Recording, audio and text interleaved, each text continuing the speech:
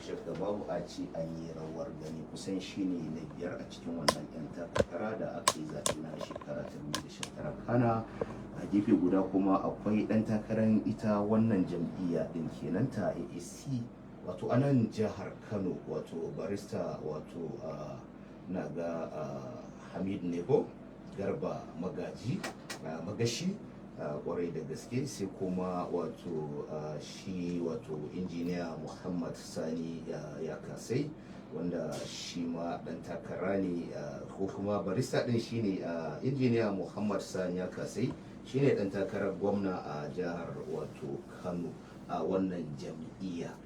Kana akwai kuma injiniya Muhammad Sani ya kasai. To a gurguje malamai barkanku da zuwa. Omoyele Sowore, beautiful morning to you, and you are welcome to our Liberty studio here in Kano. And I believe, I don't know whether if this is the first time for you to come in Kano. No, this is my second time. This is the second time. 2019. Interesting.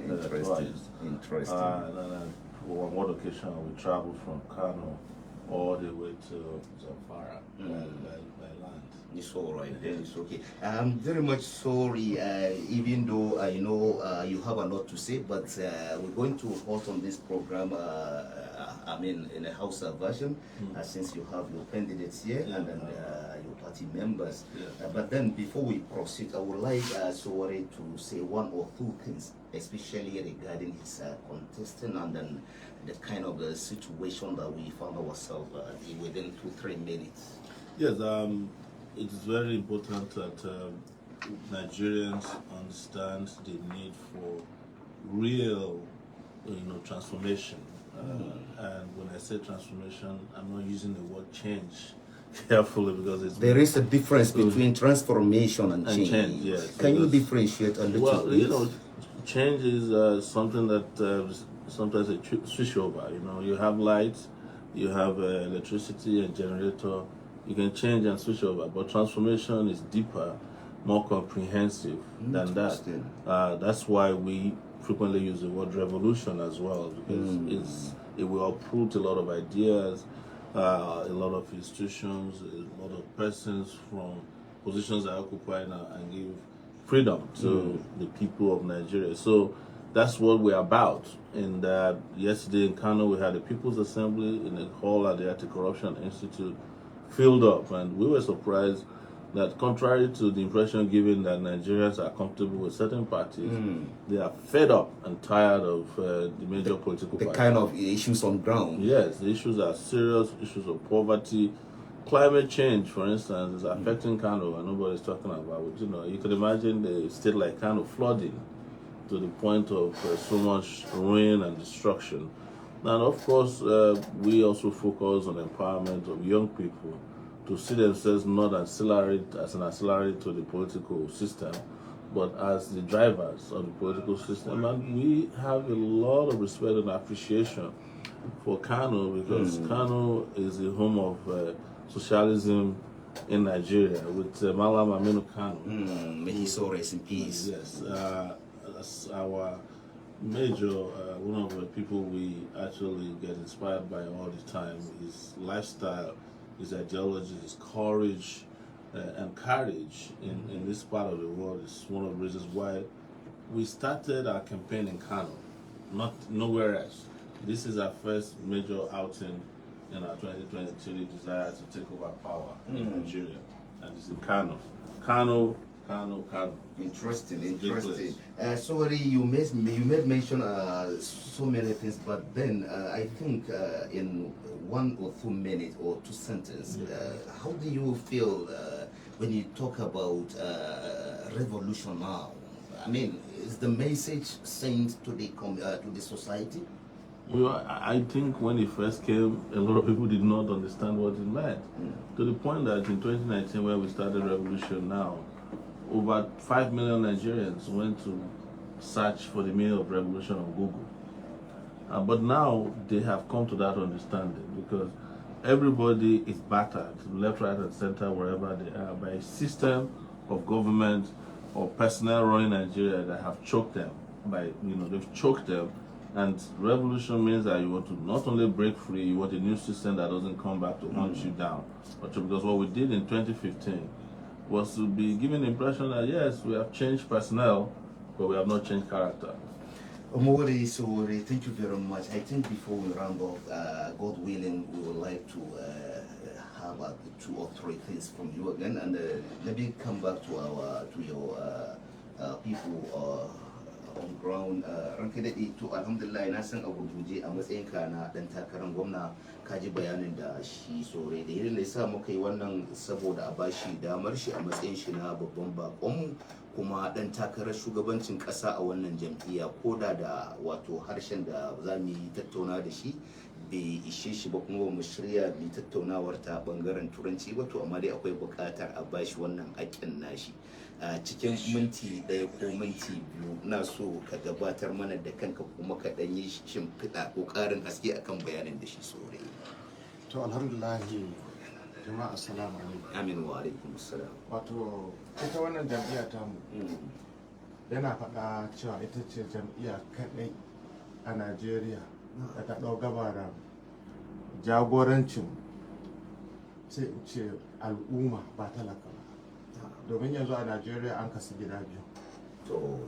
Da ina yawa akwai masu madafan iko waɗanda suke tafiya da suke so su tafi da madafan iko har abada na dindindin. Akwai kuma jama'a waɗanda abin da ake yi ya dame su. Ya yi maganganu na cewa ya kamata a kawo sauya hali, ba sauyin jama'a ba, sauya hali. Yana faɗar cewa ka duba gari ka bakar ba wani ruwa ake samu mai yawan gasken gaske na sama ba in ka kwatanta shi da Kalaba ko Legas. Amma har yanzu ana samun ambaliyar ruwa a kan ta ci gidaje, ta ci mutaje, ta ci dukiyoyi. To idan zan ɗora a kan nan sai ka ga cewa tun 1978 aka yi tsarin magudanar ruwa na Kano, amma babu wanda yake kokarin ya tabbatar da wannan tsari har yanzu. To kaga ana son canji. Kuma idan ka duba ina magana akan wato ko abubuwa na kyautata rayuwar al'umma. To menene zai fara kyautata rayuwar al'umma banda gidajen kwanansu? Duk wani rikici da kake ganin an samu matsi shi yake wato muhalli inda suke kwana. Shi fa Allah shi ya ce ya karrama dan adam. To wani karamci za ka wa dan adam baka suturta shi a gida ba? To ya kaga gidajen a cikin ƙwaryar Kanan nan za ka je ka samu gida ban ɗakinsu a tsoron ƙofar gida ake. Idan ana kama ruwa sai mai shiga da fita su tsaya sai an gama. Kuma muna da ma'aikatar gidaje. To gidan wa take kula da shi? To duk irin wa'annan su ne jam'iyyarmu take ƙoƙarin ta nuna wa mutane su miƙe tsaye su kawo wa kansu da kansu ta hanyar canja mutanen da suke gudanar da al'amura, ba mutanen da za su yi ƙoƙarin kamar siyan fom ɗin shiga takara miliyoyi. Wannan miliyoyin in ka ajiye su a cikin ƙwaryar Kano sai su ci da mutum 1000 na shekara guda. Barista Haruna Garba Magashi, dan takarar shugaban kasa a ita wannan jam'iyya ta wato AAC, misali ka kawo batu na muhalli, musamman ka yi shimfiɗa akan batun da dan takarar shugabancin kasa wato Omoyele Sowore. Misali makalli bangaren ilimi, misali ka ji batu da aka yi, zan mika wannan tambaya ne akan shi dan takarar wato mataimakin shugaban kasa. Makalli batun ilimi, ka ji batun da mai bayani na gaba yayi musamman akan wannan batu na muhalli. Wanne tanadi kuka yi wa tsarin ilimi idan Allah ya ba ku dama? Domin idan ka duba ƙididdiga ta nuna kimanin wato ɗalibai ko a yara kimanin wato miliyan 20 ne suke gararan ba a titunan Najeriya sakamakon a ci suna makaranta daga matakin shekara 6 zuwa shekara 8. Wanne tanadi kuka yi akan batun ilimi? To alhamdulillah duk ɗan Najeriya da ya kalli ilimi yanzu ya san cewa ilimi yana cikin halin haɓulayi. kuma tabbas ita wannan ƙasa ta ta Najeriya tun asali an gina ta ne akan ilimi. Inda mutum zai ɗauki tarihi shekara 1000 ma shekara 500 shekara 200 shekara 100 shekara 50 duk gaba ɗaya tattali ake na ya za a yi mutanen da suke ɗan Najeriya su samu wadataccen ilimi ingantacce wanda za su gudanar da rayuwarsu su ci gaba da ƙasarsu. To amma sai aka samu a wannan zamanin wato shi ilimi din ya zama shine koma baya, shine abin da za a taka a wuce a wajen masu gudanar da mulki. Makarantu sun yi wata 8 jami'o'i me gwamnati ta nuna cewa tana so ta yi akan wannan abinda kawai gwamnatin Najeriya ta nuna tana da so ta yi akan harkar ilimi shine ta yi amfani da karfin iko ta tursasa malami sai ya ji ya koyar da ɗalibi a dole. Don haka ba ilimin ne a gabanta ba, kuwa man ashaddu minni kuwa waye ya kai ni karfi, malami dole sai ka koma ka koyar, shi ko malami ya dace ba zai. To idan aka tirsasa malami sai ya koma aji, me zai za a tirsasa shi sai ya koyar ne? Ai ba zai yi ba. Don haka akwai tsari da muke da shi na ilimi. Ilimin ku ya fara tun daga matakin farko ke to matakin tsangaya, matakin matsangaya. Na'am. Wane mutum kawo ga primary, secondary junior da kuma senior, sannan a tafi babbar makaranta higher institution kenan, ko kwaleji ko polytechnic ko jami'a. Idan aka ɗauki abinda ɗan takarar shugaban ƙasar mu yake cewa waɗannan yara 'ya'yanmu da muke cewa almajiri, ai ba a nan kawai ake wannan al'amari ba. Idan aka kalli wasu kasashe kamar kasar Saudi Arabia ko wata kasar, zaka ga ana karatu na tsangaya wanda muke cewa almajiranci, amma fa bai hana almajiri ya girma ya yi karatun jami'a, ya zama lauya, ya zama dakta, ya zama injiniya, wato ya girma ya ba wa kasar shi gudunmawa. Yawwa, almajiranci baya hana karatun zamani.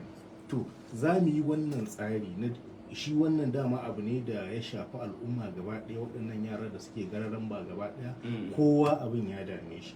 To lalle tsarinmu shine inganta al'amarin tsangaya na gaske, wanda zai zama wani yaron da yake makaranta a tsangaya bai gaza gata ga yaron da yake makaranta a firamare ba. Sannan kuma karatun zai jona ya zama karatun addini da na zamani har ya zuwa makaranta babba kenan.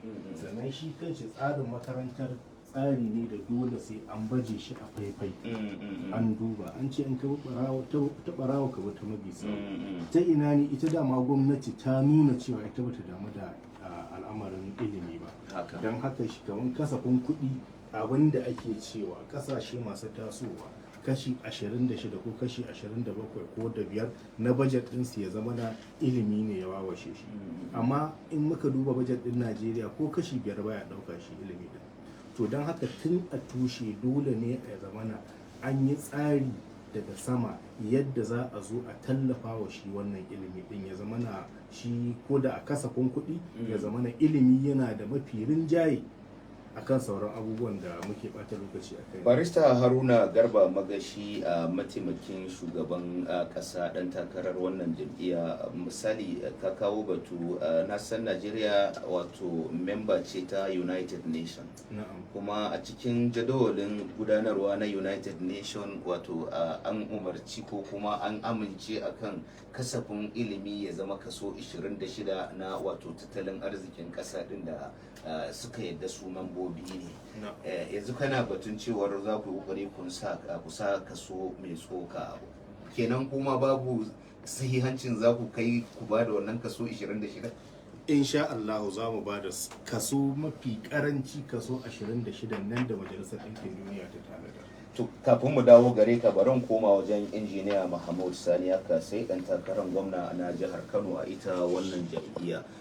Kaji batu da wato shugaba wato mataimakin shugaba a wannan jam'iyya yayi. To makalli Kano din gurungum.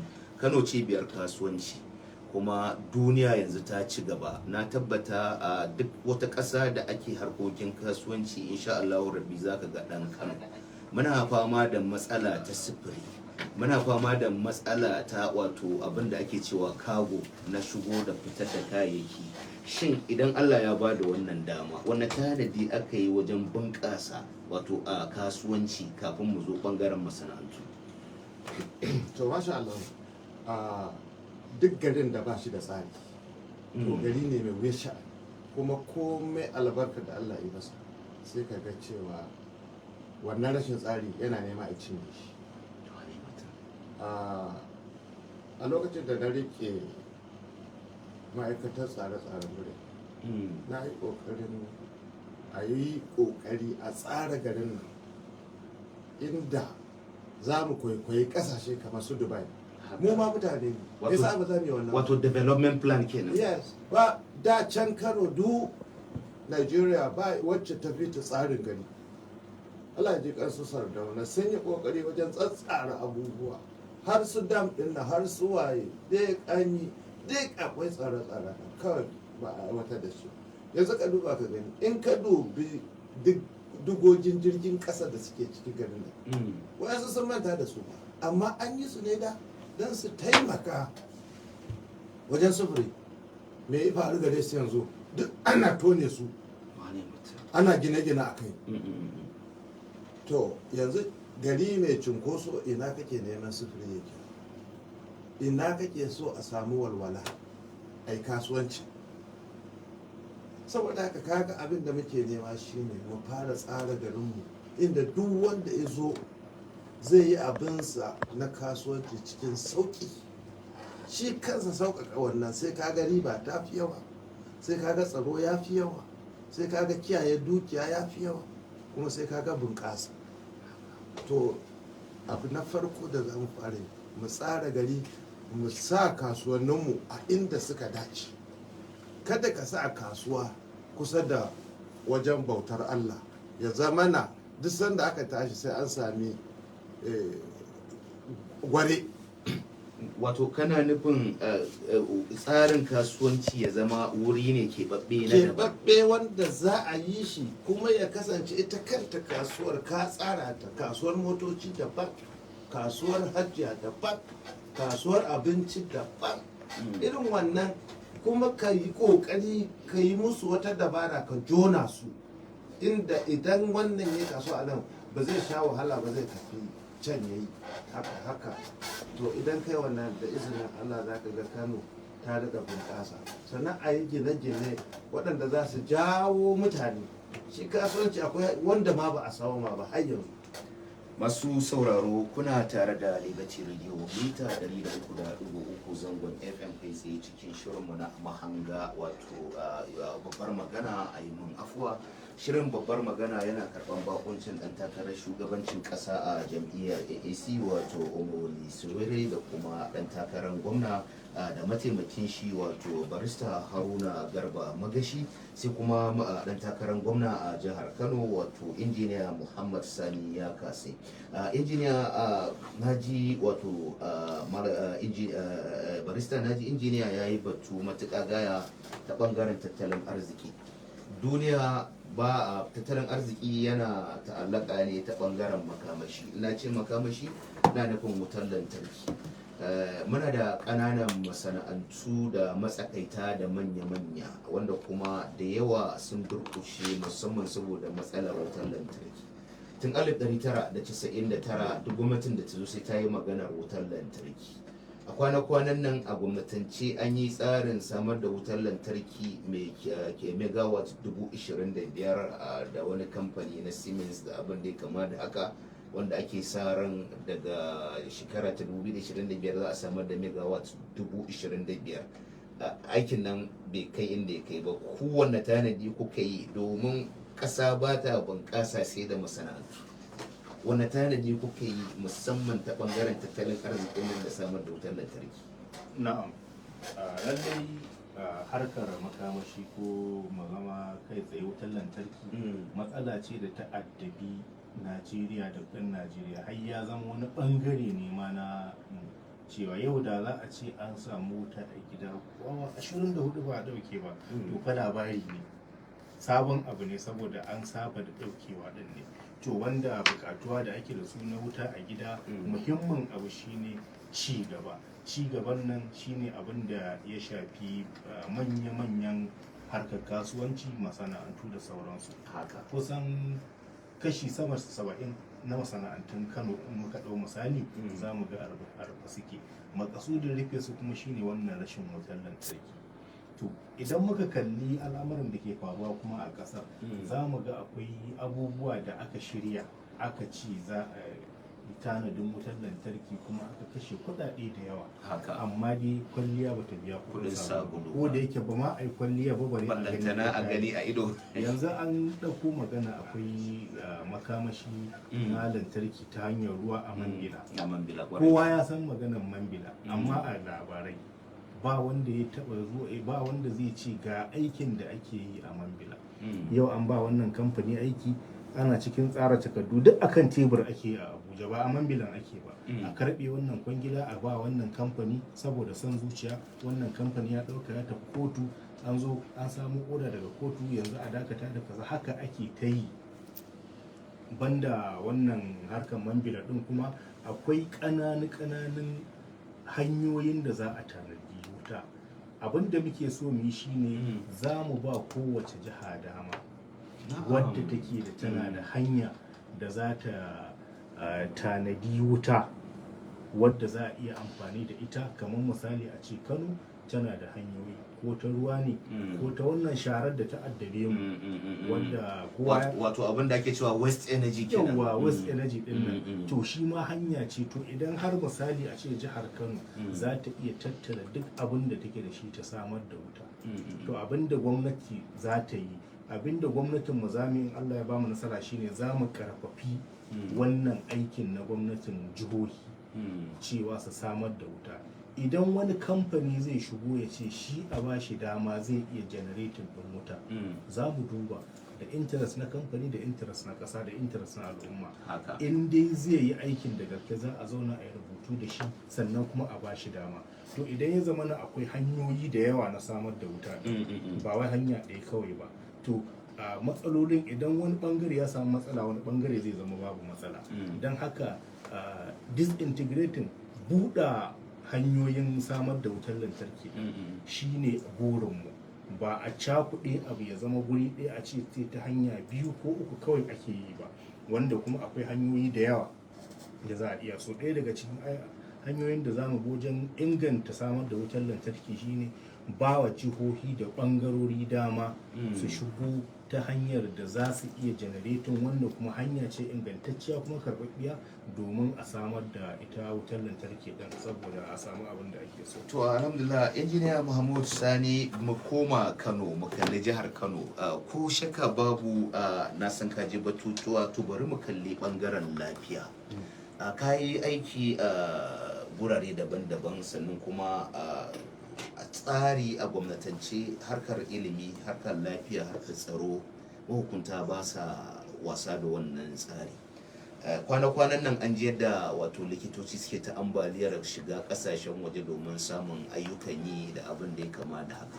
Wata ruwayar ma ana cewa likitocin yanzu da suke kasa, aikin da suke aiki ne na wacin gadi, abin da ake cewa temporary, don su samu kuɗin kashewa. Wanda tanadi aka yi wa bangaren wato lafiya a harkar Kano, a cikin garin Kano? Shi lafiya idan ka tashi sai ka tsara ta, ka jawo mutane su shiga da kansu, sai ka miƙa musu aiki su ma su yi da kansu. Misali, abu na farko da muka fara rasawa shine al'amarin makotaka. Za ka yi mamaki na kawo maka al'amarin makotaka a cikin kiwon lafiya. Shine. To, idan misali yanzu ka ce unguwa ku zauna ku duba asibitinku na farko, ku tsara tare da taimakon gwamnati, sannan a ɗauki ma'aikata tare da ku, kuma a yi musu gida a cikinku, kuma a baku kuɗinku ku riƙe su, kuma ku kula da su, ku sai magani iya wannan primary, wato ku primary level da ake faɗa, mataki na farko ka sa mutane duk wata su zauna su yi mitin a junansu, su ce to ga abin da idanu na tabbatar maka kafin a je general hospital sai an kwala mun rabu da al'adar mu ta da, wanda kuma wannan al'ada ce ta dan adam titin, ba kuma al'ummar da ta ci gaba da mutane ba sa ɗaukar gabarar al'amarinsu a hannunsu. Yanzu an je an kawo maka maganin da baka san shi ba ma a gane irin cutar ku ba a san ma mene. In ka dubi tsarin ma kawai wato tsarin barkatai yake, tsarin kwata-kwata a fasali irin naku kuna ganin ba a ɗau hanya ba ma to dan me ba za me daki ba shi ya san abin da yake masa yoyo ba. wane mutum Ko a ƙasar Isra'ila suna da abin da suke kira kibus, mazaunar jama'a, wanda gwamnati ta da wa'annan mutane ne suke zaune a nan, masu hankali, masu basira, waɗanda suka san ciwon kansu. To ba su dama mana ka gani asibitinsu na farko na haihuwa na shan maganin je ka tafi, kyale su shiga ciki su tabbatar da cewa komai ina aiki daidai da inda suke so. Kai gwamnati ka sa ido ka tabbatar ba su gaza wani ma'auni da kake son kiwon lafiyar kai ba za su yi. to a ranka daɗe a yi min afuwa, bari in koma da kai baya tunda magana muke a matakin jihar Kano. A cikin bayananka na gaba ka yi batun cewar a samar da kasuwanni na zamani da gine-gine. Muna ganin gine-gine da abin da ake kira malls a Kano, amma kuma muna ta jin koke-koke a wajen wasu cewar kamar ba a yi bisa ƙa'ida. Shin ya naku zai bambanta tunda ka yi wancan batu na lafiya? Abin da ya sa na da kai baya saboda ba na so damar ta kubuce mana, saboda muna so mu ba masu sauraro dama don su shigo cikin shirin. Ta yaya naku zai bambanta don kar a sami irin koke-koken da ake samu yanzu? Ka gani ita kasuwa kamar komai ce, hawa ce, kuma kasuwa tana ba ɗumbin mutane aiki. Wato da na ce maka magana tsari da gine-gine, za ka tsaya ka dubi akasarin mutane 'yan kasuwa nawa ne, kuma wannan kasuwa ta Kano mutum nawa za ta iya ɗauka. Wato kuna so ku samar da data ta 'yan kasuwa, ma'ana ai mu yanzu ma ba mu fito takara ba sai da muka samar da data na kowa, ba ma kasuwa ba, na kowane gari.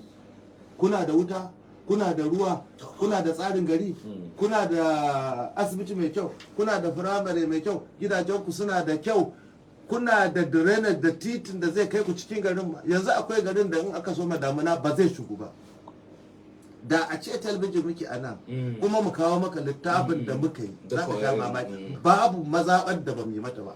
Wato kun shirya? Mun shirya, kawai jira muke mutane su ba mu dama su ga ikon Allah. Wane mutum. To alhamdulillah masu sauraro, kuna jin mu a cikin shirin magama kenan tare da wato 'yan takara na wato jam'iyyar AAC, wato African Action Congress, wato da kuma ɗan takarar shugaban ƙasansu Omoyele Sowore, sai kuma ɗan takarar wato gwamna na jihar Kano, wato injiniya Mahmud Saniya Kasai.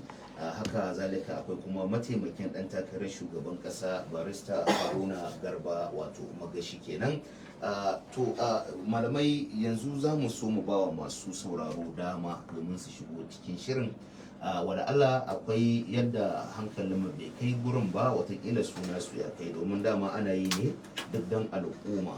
Kana a gefe guda watakila kafin mu karkare shirin duka za mu so mu ji ta bakin kowa, sannan na so mu kalli harkar noma da kiwo ko da cikin minti bibbi ne kafin mu kai ga masu sauraro din nan. Harkar noma da kiwo din nan to shikenan. Na samu wato dama ta mu daura kafin mu ba masu sauraro dama kwarai da gaske. Mu duba wannan harkar noma da kiwo, mai girma mataimakin shugaban kasa na jam'iyyar African Action Congress. Noma da kiwo al'amari ne da ko shakka babu yake bunƙasa tattalin arziki. A baya an ga tsare-tsare, musamman a shekara ta 2018 wannan gwamnati mai ci ta samar da tsarin da take wa lakabi da ruga, wanda kuma aka samu rashin jituwa, wannan tsarin bai ba. Ta dawo ta samar da tsari na wato National Transformation Livestock Plan. Shi ma wasu jihohi sun ba da haɗin kai, wasu ba su bayar. Duk wannan tsari an samar da shi ne karkashin National Economic Council Committee, wanda kwamiti ne da ke karkashin wato kundin tsarin mulkin Najeriya. Shugaban wato kwamiti din ko shine mataimakin shugaban kasa. Gwamnan babban banki yana zama memba a cikin wannan kwamiti.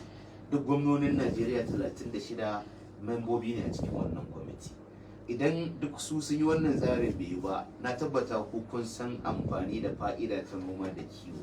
Wanda tanadi aka yi a cikin jadawalin jam'iyya don inganta harkar noma da kiwo don kaucewa irin bala'i da ake cikin. Shi wannan al'amari idan aka ce an zo da policy, ma'ana tsari kenan, sai aka ce kuma an zo an kasa, to ai abu biyu ne za a duba. Shi tsarin ne bai yi ba a yi shi da kyau ba, ko bai dace ba, ko waɗansu aka ɗauka aka zuba wanda ba za su iya aiwatar da tsarin ba, ko kuma sarrai ya shiga abin yau shi ne dama magana kenan. Shi wanda aka ba ya aiwatar da tsarin ya dace ya aiwatar ko bai dace ba. Ko da kuwa abin da ya faru shine duk waɗannan tsare-tsare da aka fito da su, mun ga ayyuka da aka yi ta yi na ƙoƙarin bunƙasa noma. Kamar wannan program da aka shigo da shi na Anko Borrowers, shi wanda shi babban bankin Najeriya yake tallafa wa manoma saboda inganta noma. Shi akan kansa tsari ne mai kyau. To amma me ya faru, sai aka ɗauko mutanen da su kuma son zuciyarsu ne, sai suka mai da wannan tsari wani tsari ne da hanya ce ta samu da za su mai da kansu hamashakan masu kuɗi. Idan da za a ɗauki shi tsarin, shi abin da za mu yi shi ne wannan tsare-tsare da ake fito da shi, duk wanda yake da ƙasar noma ya wuce talauci. Amma Najeriya muna da ƙasar da za a noma, muna da gonaki, muna da dazuzzukan da duk za a iya noma da su, amma saboda son zuciya ne na masu mulki. Saboda idan suka buɗa aka yi noman nan, to talaka ya fa fita daga magana shi talaka ne. To su kuma in mutum ya tsaya a kan kafarsa wa za su mulka? Babu. To don haka sai su kashe abin da shi wanda ake cewa talaka ko al'ummar Najeriya za su zo su samu. Don haka tsarinmu shine duk tsarin da aka zo da shi na abin da ya shafi noma, na abin da ya shafi kiwo, to waɗanda za su hau kai zai zama mutane ne da ya dace dama suna da masaniya akan al'amarin kuma su aiwatar da shi a fitar da shi wanda jama'a za su fahimta. Sannan wannan matsala da ake fama da ita ta rikice-rikice tsakanin makiyaya da manoma, matsala ce da tun tale-tale dama tana nan, ana samun ta tun da shi manomi zai zo ya shuka, shi kuma makiyayi zai koro shanunsa ne garin su ci daga bartali sai su shigo gonan mutum. To shi wannan shi ma tsari ne za mu yi, tsarin da shi manomi zai san nan gonarsa ce, nan iyakarsa ce, ga yanda zai noma ya haɓaka nomansa, ga kuma yanda zai kiyaye noman da ya yi bisa doka. Shi kuma makiyayi ba haka nan za a watsar da shi ba.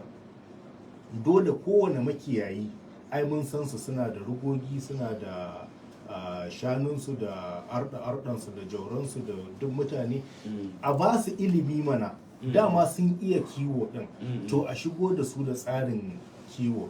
Shine maganin kowa yana da haƙƙinsa, yanda shi makiyayi yake da haƙƙi ya saki shanunsa ko dabbobinsa su je su kiwo, haka shi ma kuma manomi yana da nashi yanci na kare masa shi kuma abin da ya noma. Don haka al'amari ne da zai zama an kawo su kusa, da manomin da makiyayin ya zama suna kusa, tunda kowa na buƙatar kowa yana buƙatar kowa. Shi manomi dama idan ma ya gama ya girbi, karan dawon duk ya yake da su na makiyayi ne. To don haka waɗansu masu mulkin su suke ganin suna da wata riba da suke ci a wannan rikicin. In aka daina rikicin, wata hanyar su ta toshe. To za mu yi abin da zai zama cewa bayan haɗa kan su manoma da makiyaya da fitar da tsarin noma da fitar da tsarin kiwo, kowanne a cikinsu zai samu abin da ya dace na daga gwamnati. Saboda kamar yanzu za mu ga ana ta ƙoƙarin tallafawa manoma ne, makiyayi fa ban sani ba ko akwai wani tsari da ake ainihin makiyayanmu waɗanda suke da dubunnan shanu da dubunnan dabbobinsu, wani tsari gwamnati take da shi na cewa sun samu abin da suke so? To, mai girma mataimakin shugaban kasa, insha Allah rabbi za mu dawo gare ka. Kafin in dawo ga shi dan takarar shugaban kasa, His Excellency Omoyele Sowore, bari I will get back to you, sir. Let me just have a word with the governorship contestant here in Kano. Mu duba wannan batu da Allah na wato abin da ake cewa environmental pollution. Na tabbata tun da ka kawo batun dams din da muke da su a jihar Kano, kamar yadda ka faɗa, masana sun sha bayani idan za a inganta su za a samar da tsari na samar da kifi da tsarin noman rani da abin da ya kama da haka. Ga batun da shi ɗan takarar shugaban ƙasa yi, wanne kallo za ku yi wa wannan bangare, domin jihar Kano ƙididdiga ta nuna idan za a alkinta wa'annan dama-daman da ake da su, to ko shakka babu za a iya dukan kirji a ce za a iya samar da abincin da kusan a iya cewa ba ma Najeriya kaɗai ba, har wasu ƙasashen Afirka za su amfana. Haka ne, dan na taɓa samun labarin cewa wani bature da ya zo ya ga nan albarka da muke da su, ya ce in ba a hankali ba Kano sai ta ci da Afirka. Kuma wanda duk ya dan aji shekaru ya san lokacin da ake alkama da ta kowace ke a duniya a jihar Kano.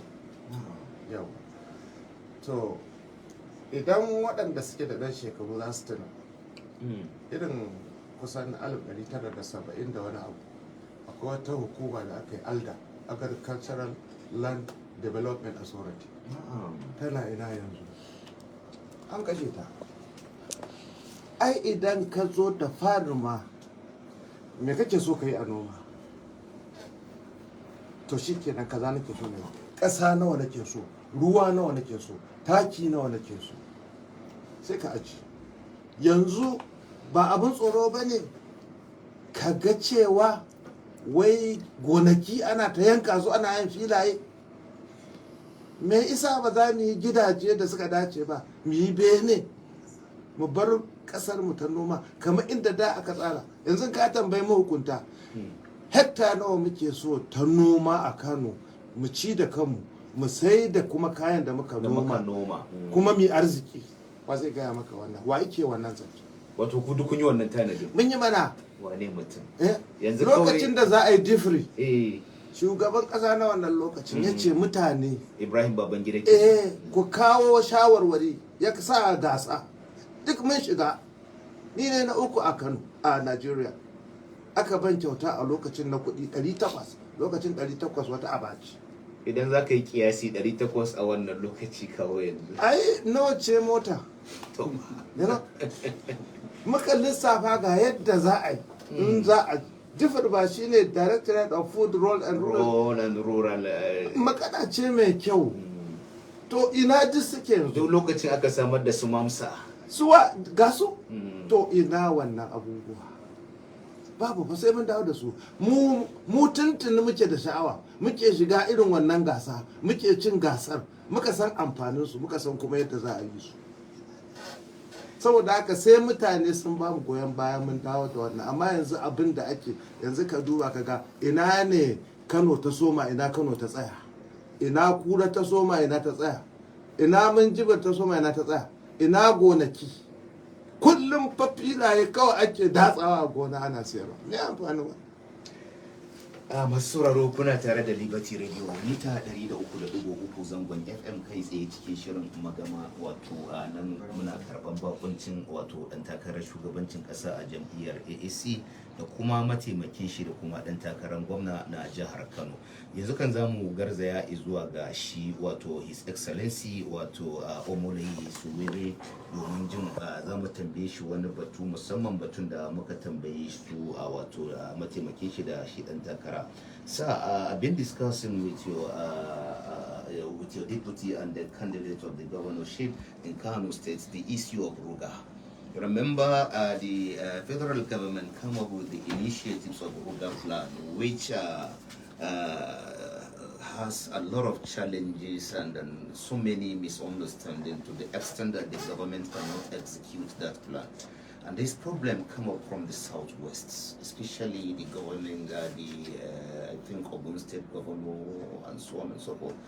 we are challenging the issue. I could remember this issue come up under the National Economic Council Committee, who happens to be the eye opener or the advisory council under the Constitution of 1999, because the committee was under the vice president, and the CBN governor happens to be a member of that committee, and the whole 36 state governors.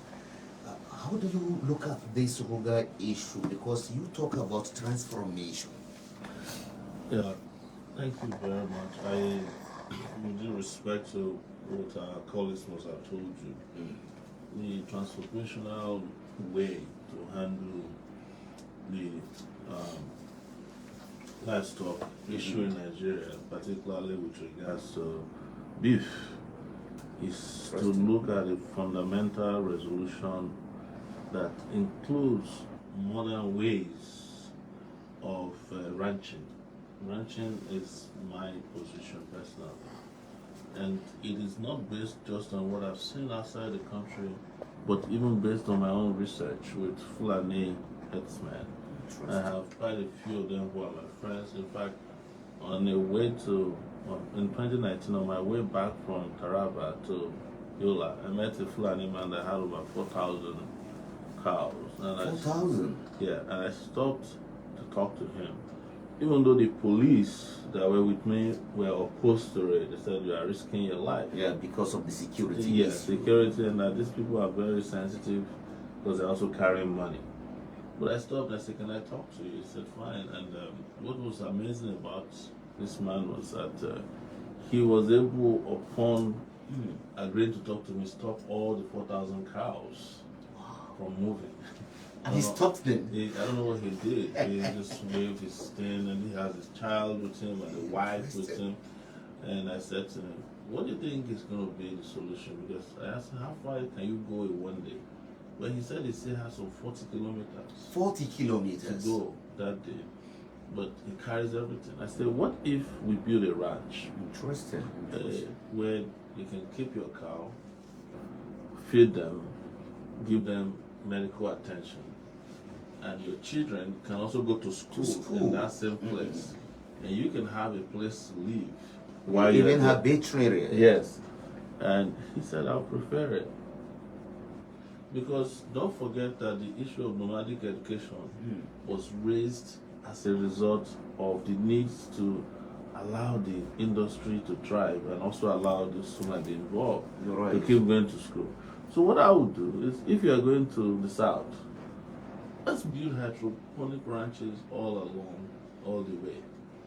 Even if your school, your daughter or son finish schooling in one of the ranches where you are resting and you want to move to another ranch, they will continue the classes when they get, because you just need to know what was the last thing you taught.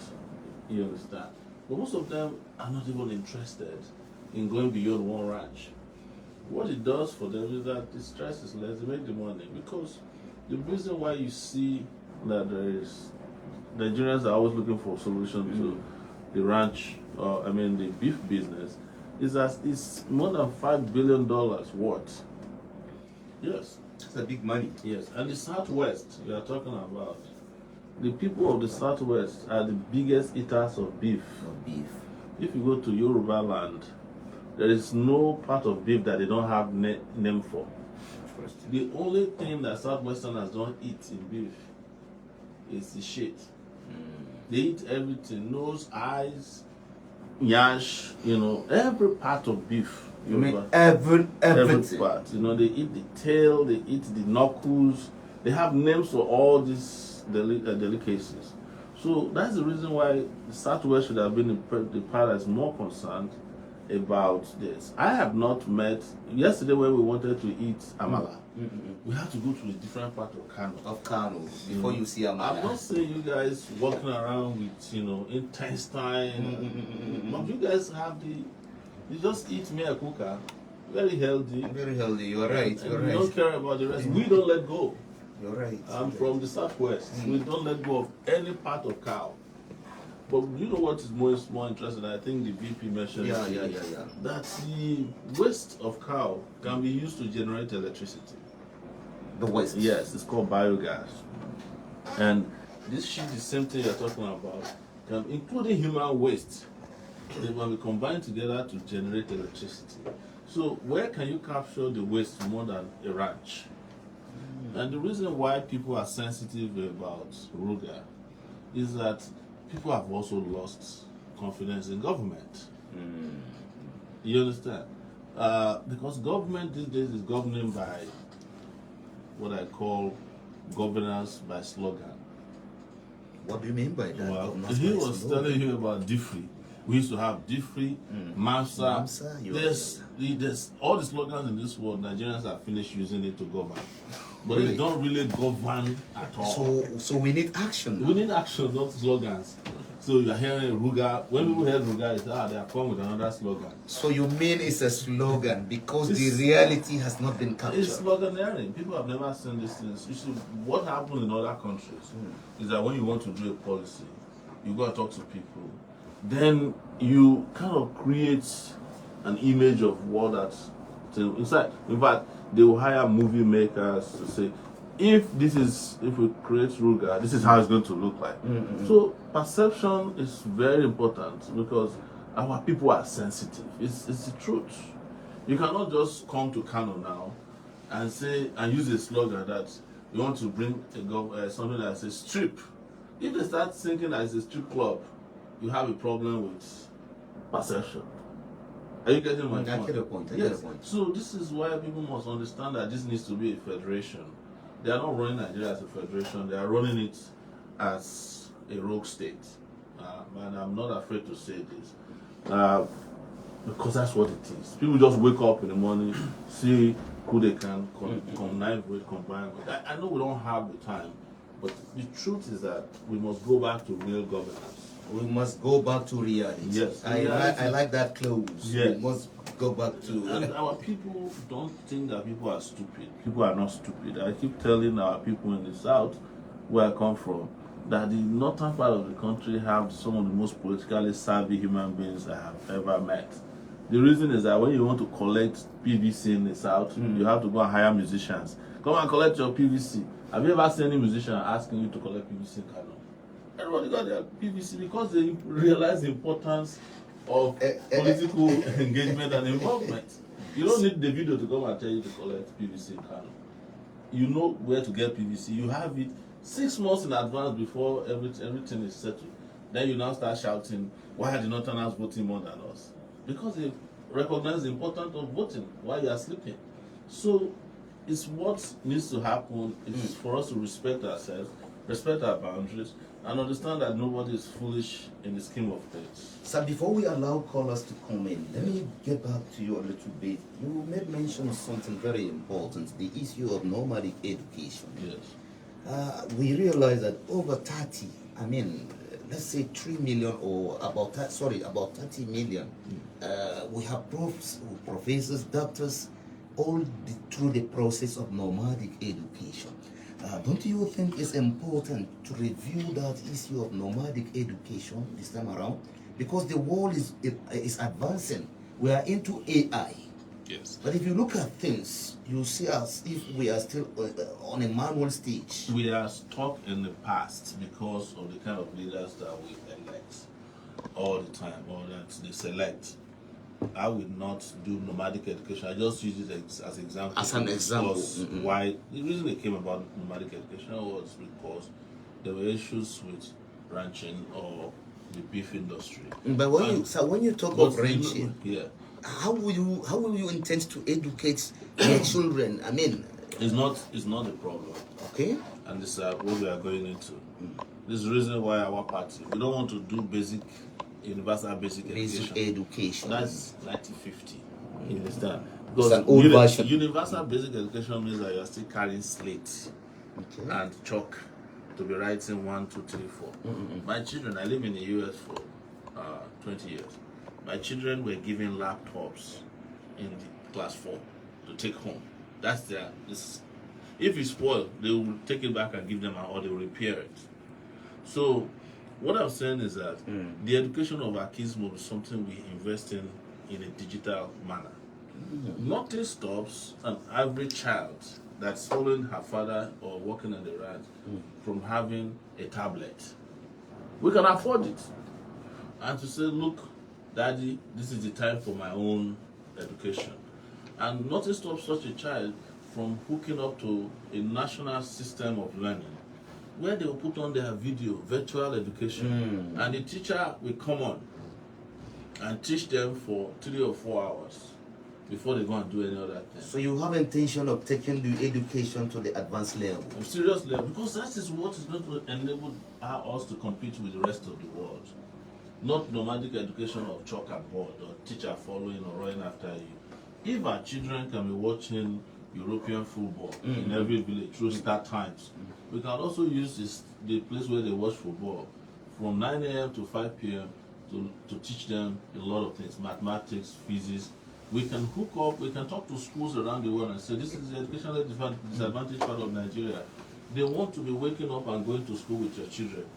Can you give us your login details? We'll pay you a certain amount of money. So you wake up in the morning and the child in Kano is going to school with the child in London, depending on how you arrange these things.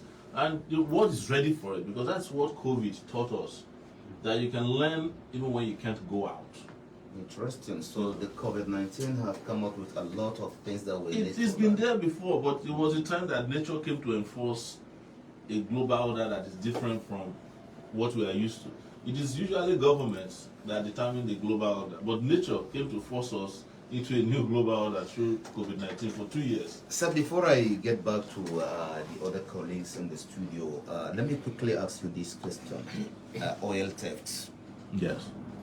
This is what is happening all over, I think, to the extent that Nigeria cannot be able to give the exact targets by OPEC today. What do you intend to do in that regards? When you are opportune to become the first citizen of the country? Yes. You know, I was born in the Niger Delta region, in Ondo State part. So I was born on what I know what oil theft is. The level of oil theft you have in Nigeria now is not small thieves. These are people in Abuja directing large-scale theft of oil. So when you said people in Abuja, you have to differentiate. Many people are living in Abuja. No, I'm talking about when we use, it's just like the US, when you say Washington, I'm referring to the government of the US, not the people living on the street. Okay. Abuja in my own is federal government officials, from minister to all these NNPC. They are the ones carrying, they are stealing at this point 700,000 barrels of oil on a daily basis. Those ones are not being carried in kegs. It requires massive barges that come purposely to come and carry out international scale of stealing. And these barges, some of them have 1 million barrels. So your main is an organized crime. It's big time organized crime that transcends, some countries are involved in it. You remember recently, even the customs had to come out for a different reason, that we are not consuming 60 million liters of oil. That is exaggerated. The NNPC was challenged, they have not denied it. That's not Sowore, that is Nigerian customs. You know? The managing director of NNPC, I think is Kari, I forgot his last name, Kiale. He said, he confessed, he said, this level of theft is not small boys. And a week later, they said they found a badge that came to Nigeria to lift oil illegally. The Nigerian Navy could not catch the badge until it entered Equatorial Guinea. Let me tell you, because I live beside water, a badge the size they're talking about cannot go more than 13 knots. Really? Yes, in terms of speed. So even if you are using boat, you can catch up with it. Talk less of helicopter. It's big people that came. And what I think they did, they pursue it, they allow it to go, then they go and evacuate it from Equatorial Guinea, and then decide denying among themselves, I had not carried fuel. Every barge in the world that's carrying crude has a tracking device. They also have a code. Every ship of a certain size has a code. These are our phones that you are seeing. They all have unique identities. If you steal my phone and I'm able to log into my iCloud, I can track the phone and delete all my information without you. The moment you open it, I just delete it. So talk less of badges, huge badges.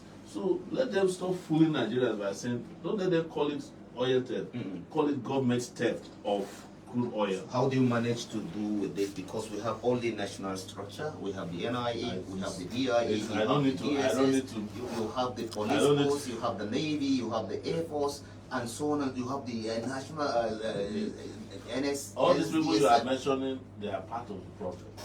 It's their bosses that are stealing crude. How do you go about it? In 2 minutes, let's say. We'll find them, and we know them already. Even at my level as a journalist, I know some of the people who are doing oil theft. So that means if the government give you the opportunity, Omoyele, Sowore, come sit down with us, reveal the secret for us, will you be able to do that? I won't waste my time, because you are talking, it's just like somebody are stealing your goods. You're not going to hold meeting with them and say that, come and reveal the people stealing goods. Will they tell you the truth? That is Omoyele Sowore, the contestant presidential candidate of African Action Congress, here with us at the studio, Liberty Radio 103.3. Thank you. I think I have to go back to the vice president within one minute, and the Kano State candidate, governorship candidate, inshallah, Rabbi, before we allow the callers to come in and give their own opinion or rather ask questions. Thank you very much once again, sir. Yana bai na san duk kun ji abubuwan da wato shugaba ya faɗa, musamman barin dawo ta ɓangaren Kano. Ya ce za a zamanantar da harkar ilimi, 'ya'yanmu da suke zuwa firamare ya kamata a ce sun shiga aji da laptop ko tablet da abin da ya kama da haka. In Allah ya bada dama, kun shirya haka a Kano? fiye da haka ai idan ka ce laptop ko abin nan ko tablet, in ka faɗa mutane su ga wani abu kake faɗa ƙato wani abu bane. Yanzu ka duba ka gani nawa ake kashewa a ce ana gudanar da primary school, kowace primary school nawa gwamnati suke fitowa ta kashe, shi kuma tablet din nawa ne? To ai ka duba kawai kamar inda yake faɗa kawai kawai cin mutane yake da guzun kawai.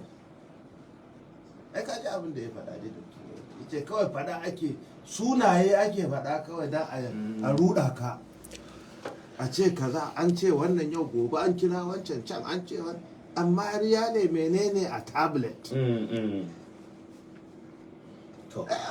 Mun ma huce nan ma ya dan rage.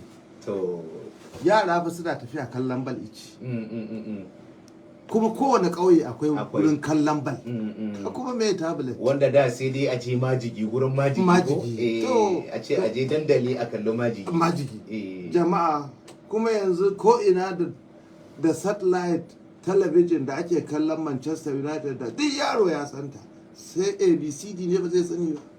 To bari dawo wajen barista Haruna Garba Magashi, mataimakin ɗan takarar shugabancin ƙasa a wannan jam'iyya, cikin minti ɗaya domin mana son ba masu sauraro dama don su shigo cikin shirin su ba da tasu gudunmawar. Kaji batutuwa musamman arewacin Najeriya, ko shakka babu ana cikin garari wanda yake ba sai an faɗa wa mutum, kuma harkar noma da kiwo ya karfafa a harkar wato a arewacin Najeriya, wanda da shi aka yi dukkan abin da aka yi. Wani tanadi aka yi wa waɗannan jihohi guda 19 a zamanance akan harkar noman zamani, saboda da yawa ana zargin gaba ɗaya Najeriya babu tarakta guda 100 ta noma. To abin takaici ne a faɗa haka ɗin, duk da yake haka ɗin ne tanadin da muka yi wa jihohi tun da ka taƙaita da jihohin arewa. Misali ai duk ƙasar ta kowa ce, amma kowa yana yanzu ai mun faɗi ɓangaren man fetur. Arewan kuma akwai noma akwai ma'adanai, amma ba mu kawo su ba saboda ba lokaci. To makalli noman. To shi a arewa duk inda ka ɗauka arewa tun daga Kabi har ka dangana da Borno, ka gangara Adamawa, ka tafi Jalingo, Taraba kenan, ka zagayo ka zo Kogi, ka bi ta Benue, ka shigo Abuja, ka shiga Neja, ka kewaya Ilori, ka sake dawowa. Duk inda ka bi inda na lissafa din nan babu inda babu kasar noma mai albarka, kuma babu inda babu mutanen da za su yi noman, waɗanda suke so su yi noma.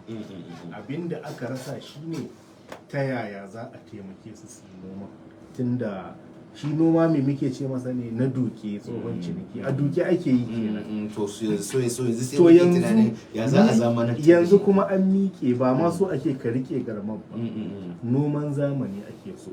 To za mu zo da tsarin da duk wani manomi zai amfana da tallafin da zai yi noma da kuma yadda zai yi da abin noman idan ya kammala.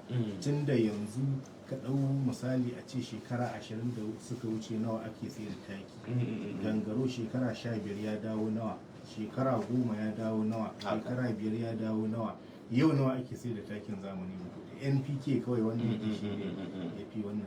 To mu a tsarinmu shine dole gwamnati za ta samar da duk abin da manomi yake bukata, haka tun daga ilimi da kuma kayan aiki, tun da shi kanshi ilimin noman abin a koya ne. To dama wanda ya gaji noman ya zo ya koyi noman zamani kuma aka ba shi tallafin da zai yi noman a zamanance. To kamar yadda excellency ɗan takarar gwamna yake cewa sai mun ci da Najeriya, sai mun ci da Afirka, hatta turai dinnan da wasu nahiyoyin sai sun sun sai abinci a gurin. Don haka wannan shine tsarin da muke da shi idan Allah ya ba mu nasara. Masu sauraro a kun ji yadda tattaunawar mu ta kaya da mu da manyan bakin namu, wato ɗan takarar shugabancin ƙasa na jam'iyyar wato African Action Congress wato Omoyele Sowore, sai kuma ɗan takarar wato gwamna na jihar Kano da ma mataimakin ɗan takarar shugabancin ƙasa ɗin. Yanzu kan za mu karɓi wannan faɗakarwa alabashi, idan mun dawo sai mu ba ku dama ku shigo cikin shirin wato domin ba da taku gudunmawa ɗin, kuma ko tambaya ko abin da ya kama da haka.